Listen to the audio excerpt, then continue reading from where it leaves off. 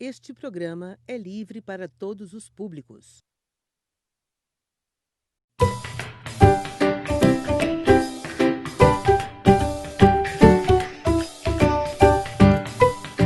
De História, eu sou a professora Joyce, e aí a nossa aula faz parte do projeto Em Cada Casa Uma Escola, nós vamos até você, da Prefeitura de Rosário, em parceria com a Secretaria Municipal de Educação. Qual vai ser o assunto que nós vamos trabalhar na nossa aula hoje?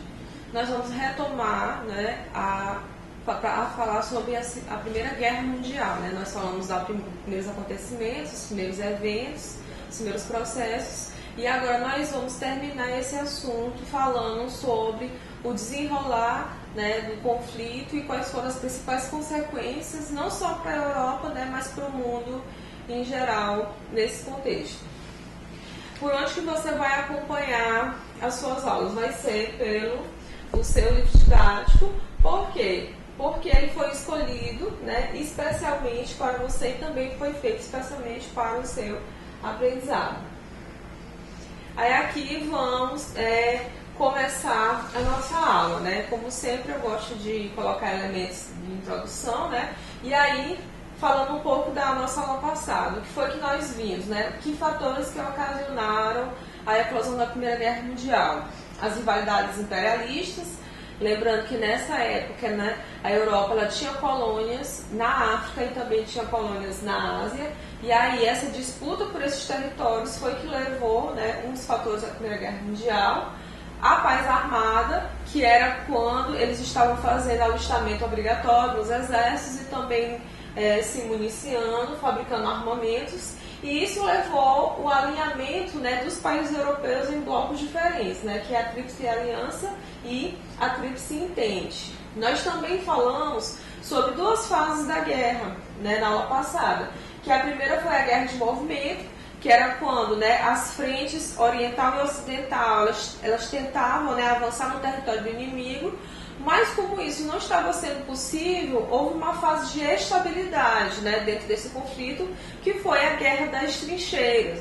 Eu até mostrei fotografias para vocês, mapas da extensão dessas trincheiras no continente europeu, e também a gente falou um pouco sobre as condições de vida desses soldados dentro dessas trincheiras. A gente também refletiu sobre os impactos que a guerra ela trouxe para os sujeitos em geral. Não só para as pessoas que estavam envolvidas diretamente, como os soldados, os generais, mas também a Primeira Guerra Mundial ela trouxe uma experiência nova para a sociedade, que foi o quê? A guerra ela também começou a afetar os civis, a sociedade civil. Professora, quem são os civis? Somos nós, por exemplo, que não estamos envolvidos diretamente em conflitos, mas caso ocorra algum conflito armado, a gente vai acabar sofrendo também as consequências desse conflito. Os soldados, eles ficaram traumatizados psicologicamente pelo horror que viveram durante a guerra, e também muitos se tornaram deficientes físicos. Até coloquei para vocês que é nesse período aqui que vai se começar a debater sobre o direito das pessoas com deficiência, porque muitos soldados vieram mutilados, aí foi necessário pensar adaptações para os seus corpos, objetos de locomoção e também próteses para que eles pudessem voltar a ter uma vida normal. E aí, um dos pontos principais para pensar a Primeira Guerra Mundial vai ser a tecnologia da destruição. Por que, professora? Vocês viram no 8º ano a segunda revolução industrial que aconteceu na Europa lá no final do século XIX. E aí, essa revolução ela trouxe inovações técnicas, tecnológicas e também inovações químicas. E aí, o que é que vai acontecer no século XX, no início do século? Todo esse conhecimento científico ele vai ser usado para tecnologia militar, ou seja, elementos químicos foram usados na formulação de gases tóxicos, como o gás mostarda, o gás cloro, o avião, que é um invento recente, de Santos Dumont. Ele foi utilizado. Ele foi utilizado como uma arma de guerra. Também nós vamos ter tanques e submarinos que vão ser utilizados também dentro desses conflitos. Então isso vai gerar toda uma crise de identidade, né, dos próprios europeus, de pensar para que nós estudamos tanto, né? Ou seja, nós estudamos tanto para poder destruir as pessoas, né? Nós vamos discutir isso um pouco mais à frente, mas isso vai levar esses europeus que estavam muito otimistas, pensando em um futuro que ele é um futuro muito desenvolvido no sentido tecnológico, né? Que isso poderia levar a uma coisa positiva, e eles perceberam que essa tecnologia levou justamente ao contrário, né? Ela levou uma tecnologia que acabou vitimando muitas pessoas. E aí, por exemplo, em 1915, aviões alemães, eles lançaram gás cloro contra tropas franco-argelinas, né? Em 16, você já vai ter o uso do gás mostarda, que foi um gás bastante letal, causava erupções na pele das pessoas, era bastante tóxico. Também alguns veículos, como o avião, como eu já falei, eles vão ser utilizados como armas de combate e também para o lançamento de bombas. E os submarinos, eles eram utilizados para atacar navios de suprimento dos inimigos. E aí também tem inovações na questão da artilharia. Por exemplo, os canhões que já eram usados no século XIX, mas aqui a gente está falando de canhões que eram mais modernos também, morteiros e uso também de metralhadoras em larga escala por esses soldados. E aí, para citar, por exemplo, um sujeito que faz parte do imaginário mundial, né? Às vezes as pessoas só conhecem pelo nome, mas não sabem realmente a quem que se refere, é o mais conhecido como Barão Vermelho, que é o Manfred von Richthofen.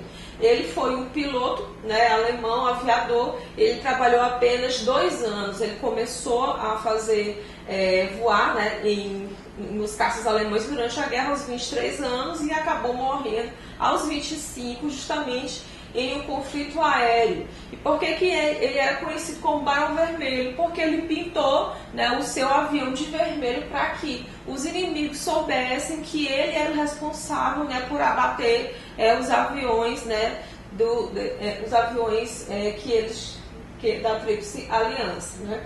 E aí ele costuma-se dizer, né, é uma narrativa que ele teve 80 vitórias em 2 anos, ou seja, ele conseguiu derrubar 80 aviões inimigos, matando, no caso, 80 pessoas. E aí vai ser durante um conflito também aéreo que ele vai acabar morrendo.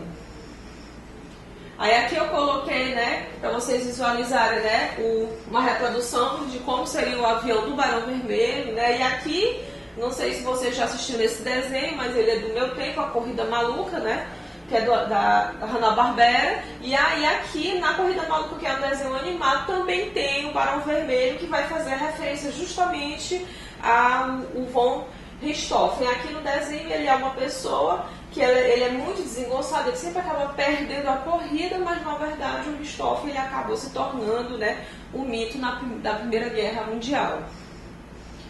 Aí aqui, né, falando um pouco sobre as mulheres. Qual é a participação que as mulheres tiveram na Primeira Guerra Mundial? Ao contrário do que pode se pensar, né, que essas mulheres elas só ficaram em casa, né, na verdade a Primeira Guerra Mundial ela permitiu que as mulheres, em via de regra, saíssem desses locais. Por quê? Porque a maioria dos homens estavam nos frontes de batalha e era necessário manter a economia funcionando. Então, essas mulheres elas vão sair das suas casas e elas vão trabalhar nos mais diferentes tipos de setores. A gente já falou nas aulas passadas que as mulheres geralmente trabalhavam na indústria têxtil de tecidos, mas elas também vão começar a atuar na questão dos transportes, dos serviços públicos, na medicina, na espionagem, nas próprias tropas também e na produção das armas utilizadas pelos soldados, que podiam ser os seus filhos, seu pai, né, ou os seus próprios maridos. Isso era incutido nessas mulheres como uma missão que elas estavam fazendo em prol das pessoas que elas amavam. Mas essa independência feminina, né, que foi conseguida durante o período da Primeira Guerra, ela foi retirada após o fim do conflito. Por quê? Porque o Estado queria que essas mulheres voltassem para casa, ou seja, para os serviços domésticos. Né? Mas por que isso aqui é importante? porque foi esse momento, né, em que as mulheres tiveram essa liberdade de circulação que você vai ter cada vez mais a pressão, né, por exemplo, para o sufrágio feminino, que é o direito que as mulheres têm, né, de votar, no caso que em muitos países ainda era proibido. E aí um ponto importante que vocês percebam é que o modo como se vê a guerra, né, dos homens e das mulheres, ela acontece de memória diferente. Os testemunhos que vêm dessa vivência são diferentes. Se os homens geralmente falam sobre o conflito em si, sobre as coisas que eles viveram dentro desses conflitos, as mulheres já vão falar mais sobre as pessoas que perderam e também, por exemplo, o fato de usar calças, que muitas mulheres aqui precisaram usar calças por causa do tipo de serviço que faziam, o que não era comum a mulher usar calça no século XX, o fato de cortar os cabelos, por exemplo. Então, os testemunhos que você tem da guerra vão diferenciar a partir de ser homem ou mulher, idoso ou criança, né, pessoa adulta, no caso. Aí aqui, falando de algumas mulheres que foram importantes na Primeira Guerra, essa aqui nós temos a Mata Hari. A Mata Hari, que se chamava, na verdade, Margareta Zerduida Zelle. Ela era uma dançarina de origem holandesa, né? E aí vocês percebam aqui que essa roupa que ela está vestida faz uma referência ao Oriente. Nessa época, aqui, no início do século XX, havia uma questão de uma preferência sobre mulheres orientais, só que eles criavam um estereótipo de como as mulheres do Oriente se vestiam. E a Mata Hari, no caso, ela está vestida como os europeus imaginavam que era esse Oriente. Ela vivia nos círculos da Belle Époque, da Bela Época, né? E ela era considerada muito bonita para os padrões da época, ou seja, ela convivia bastante com os homens. E aí, por causa disso, ela foi arregimentada pela Alemanha, ou seja, a Alemanha, né, a convidou a ser uma espiã alemã, né, no solo francês. E aí, por causa dessa ligação que ela teve com a Alemanha, ela acabou sendo capturada e morta pelos franceses em outubro de 1917. Aqui nós temos também outra mulher, que é a Elizabeth Friedman, que ela foi a primeira mulher a fazer a análise criptográfica dos Estados Unidos, né? Então ela era responsável por decifrar as mensagens e os códigos encriptados na Primeira Guerra Mundial também. E aqui vocês vão estudar, né, a Marie Curie no ensino médio, né, a Marie Curie, que era química. O que foi que ela fez na Primeira Guerra Mundial, né? Ela se tornou a pioneira no campo da radioatividade e ela estudou a aplicação do raio-x em hospitais de campanha, sem recursos, condições ao pessoal, né, com experiência nesse sentido. E aí ela acabou se tornando a diretora do serviço de radiologia da Cruz Vermelha francesa e criou o primeiro centro de radiologia militar em território francês.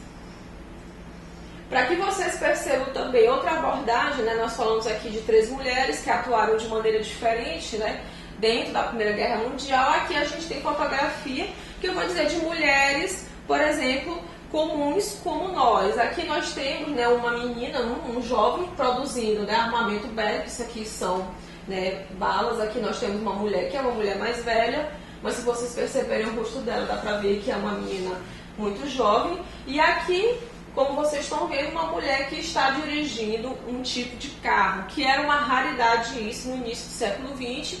Só era, no caso, lícito ou permitido que as mulheres fizessem isso em situações extremas, como é o caso aqui, né, o caso de uma guerra. Aí aqui nós vamos falar um pouco, né, sobre as tropas coloniais da Primeira Guerra Mundial. Lá no começo da aula, eu falei para vocês, né, que os alemães eles lançaram gás cloro sobre as tropas franco-argelinas, ou seja, as tropas da Argélia que pertenciam, no caso, à França. Por que isso, professora? Mais uma vez, vamos lembrar aqui que eu estou falando de um período onde havia o imperialismo. Havia a Europa, e a Europa tinha colônias na África. No caso, a Argélia era um dos territórios coloniais que pertencia à França.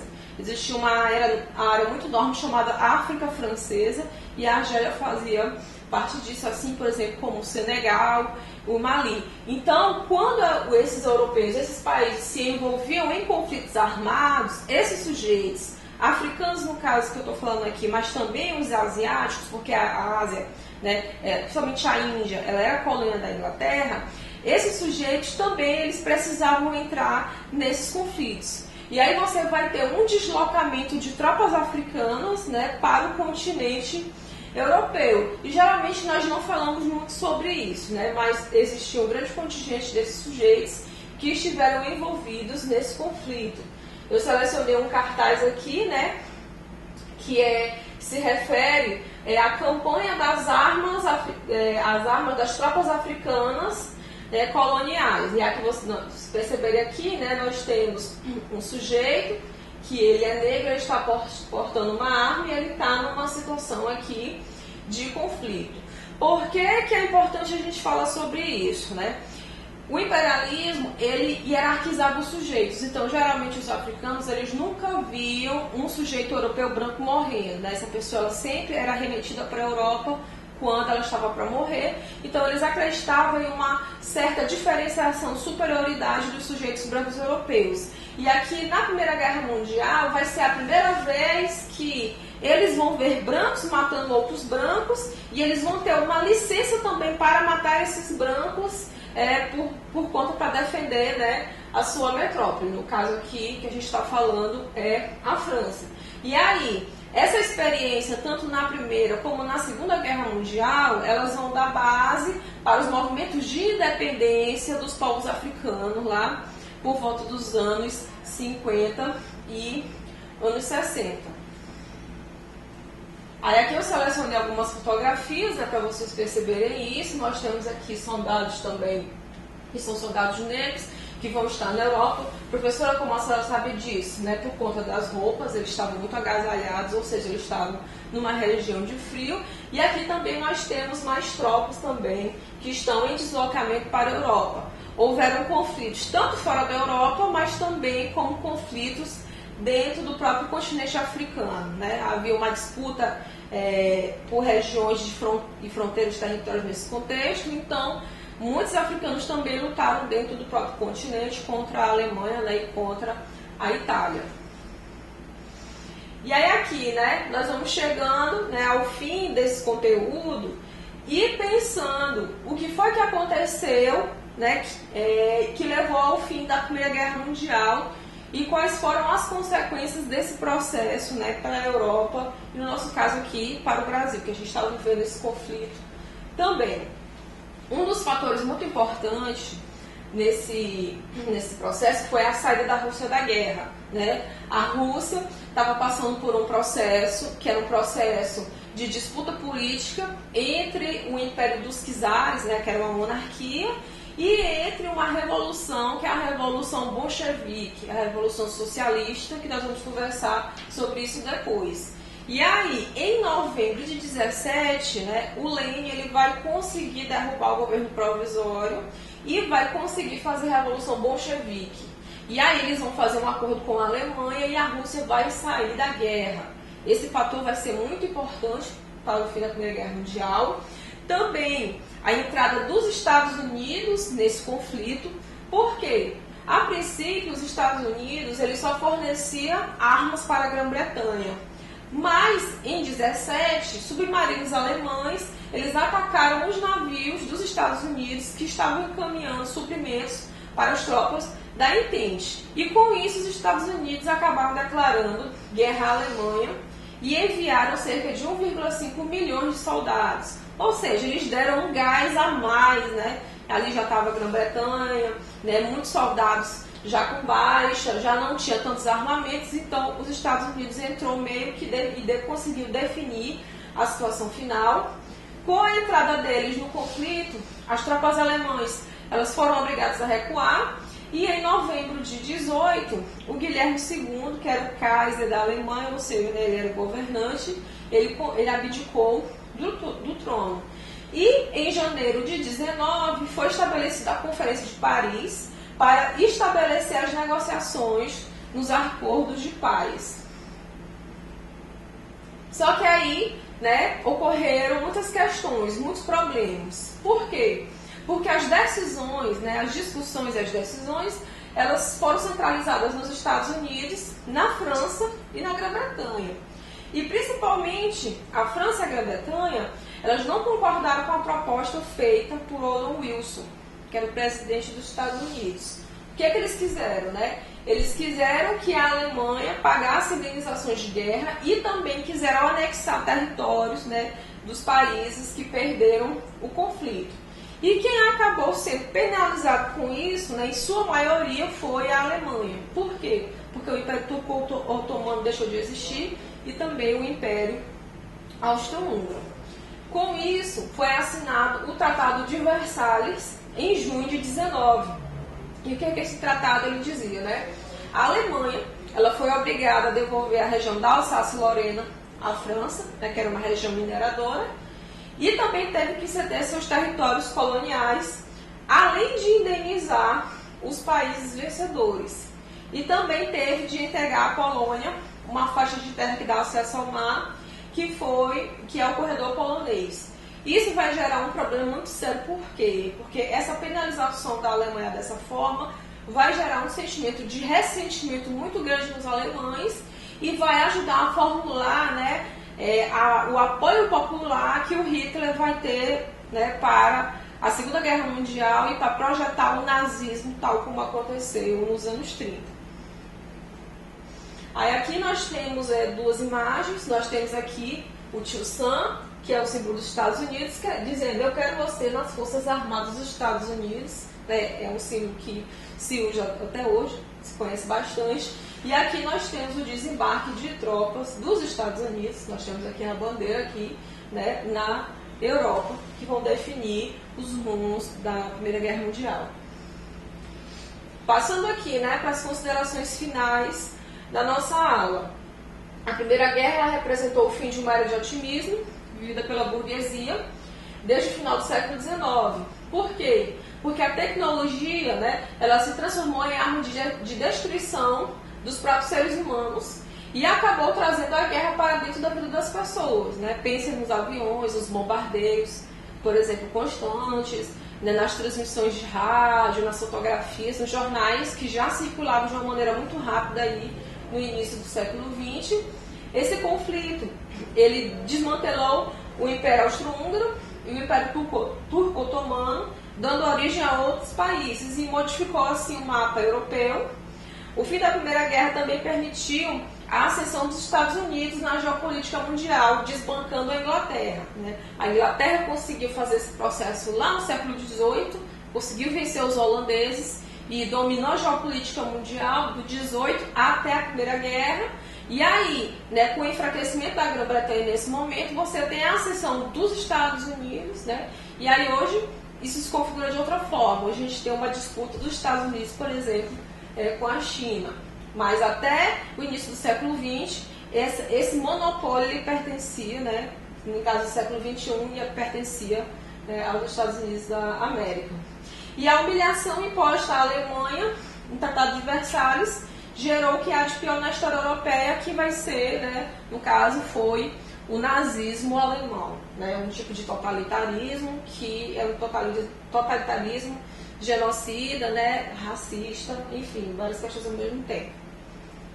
Aí aqui, né, para lembrar o mapa que nós trabalhamos na semana passada, né, na aula passada, nós temos aqui, ó, o Império Russo, o Império Austro-Húngaro e nós temos aqui o Império Otomano. Essa era a configuração da Europa antes da Primeira Guerra Mundial. E aqui, observem a diferença, né? Mapa da Europa após a Primeira Guerra Mundial. Olha o surgimento de vários países na região aqui, ó, onde era o Império Austro-Húngaro. E você também tem um país novo, onde era o Império Russo. Quem foi que apareceu aqui? União das Repúblicas Socialistas Soviéticas. Então você tem outra configuração, né, aqui da Europa já no final da Primeira Guerra Mundial.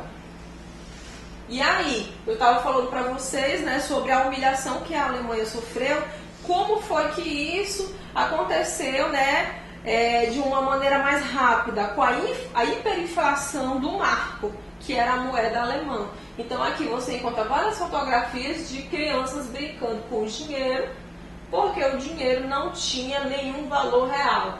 Aí imagine, por exemplo, né, a conversão da moeda do marco alemão para poder pagar a indenização aos países vencedores. E é isso, né? Eu espero que vocês tenham gostado da aula. Na próxima semana nós estamos aqui novamente. Qualquer dúvida, procure o seu professor de História e até mais.